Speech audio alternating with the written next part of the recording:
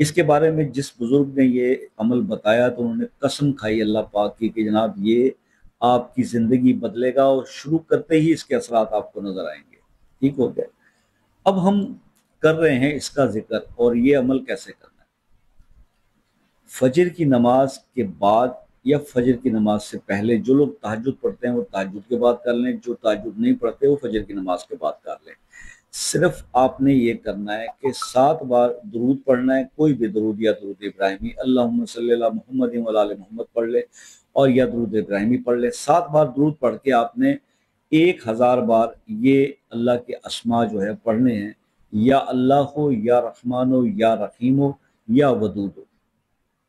1000 بار یہ پڑھنا ہے۔ اس کے بعد اپنی پریشانی کے لیے، اپنے مسائل کے لیے دعا کرنی ہے، اور اس کے بعد 7 بار پھر درود شریف پڑھنا ہے۔ اور یہ عمل آپ 21 دن یا 41 دن، 2 آپشن ہیں،